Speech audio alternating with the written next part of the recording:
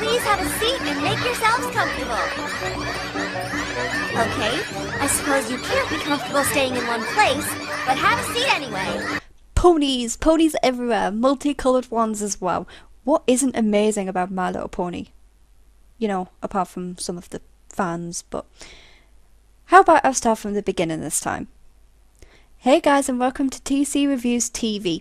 Yep, this time round I'm starting from the beginning of My Little Pony, rather than doing just random episodes. So, from the beginning, Series 1, Episode 1 and 2, since it is a two-parter. This series was reignited by Laura and Faust way back in 2010. Wow, that was like 5 years ago now. And instead of being all quite a sexist stereotype series, Faust changed it up and made it gender positive. Yes, it opens up quite cheesy like, and I do admit I giggled when I first watched it, and I thought, this is ridiculous, why am I watching this?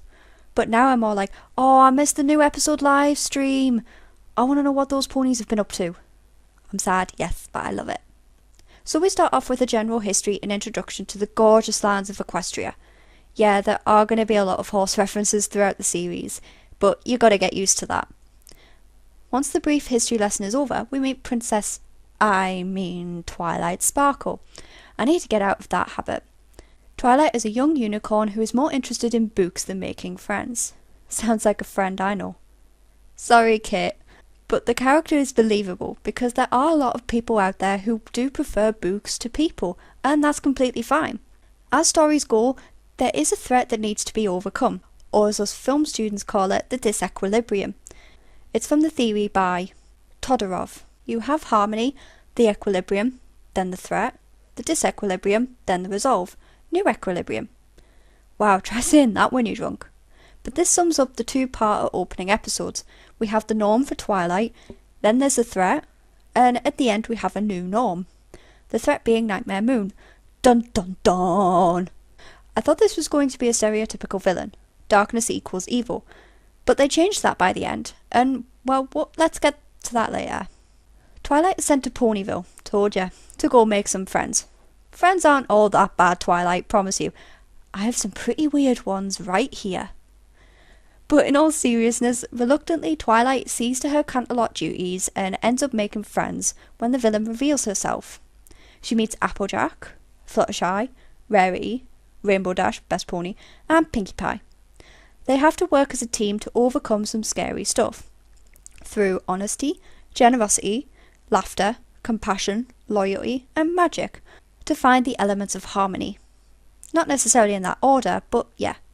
Got to remember though, the main target audience for this series is the younger generation, and the episodes are only 20 odd minutes long. So if you expect an epic adventure to find each element of harmony that the girls are trying to find, you're watching the completely wrong TV series.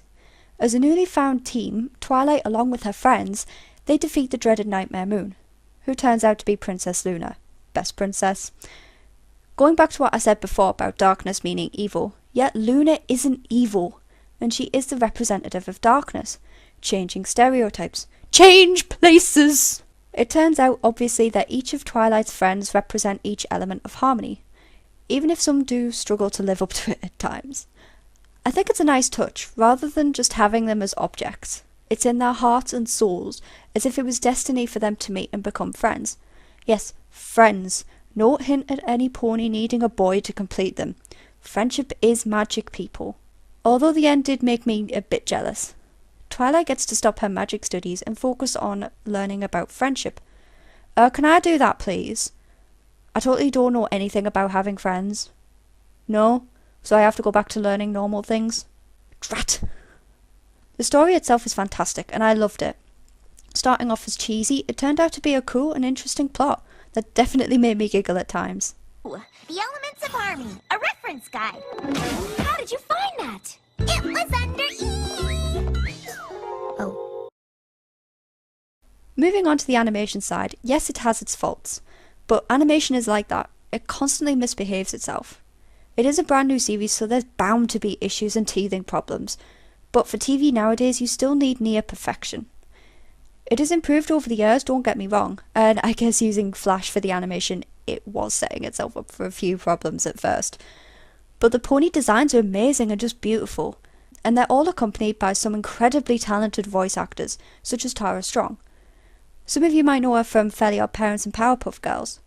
For an animated series to work, you do need some amazing actors to live up to their characters, and believe me, these people do that and more. So the voice actors are top notch, so they make up for some of the bad animation.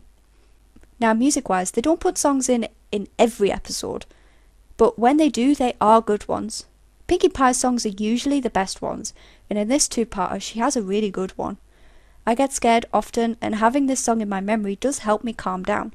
Just laugh at the scary things and they disappear. Well, it works for me anyway. Yeah, some are weaker than others, and let me tell you, some of the fans in this fandom are so amazingly talented in mixing the songs. I have to bow down to loads of them. Ever since this series started, it's just gone from strength to strength. Most of the fans are incredible people, and all of them so talented, from drawing to writing fanfic to mixing the music. I'm so proud to be a part of this side of the fandom.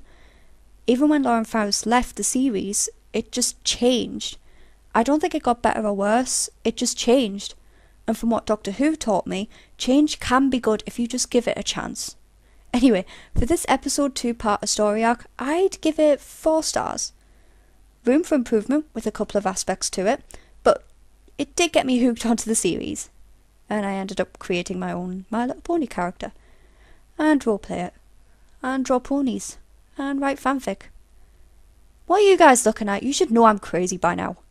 You do bond with these characters, and you can see yourself in some of them. It's okay to like a TV show that's targeted at the younger audience. I mean, look at Adventure Time, no one gets stick for that. Anyway, what are your opinions on My Little Pony? Comment below, guys. I've been TC, I'll see you all next time, and that's a wrap.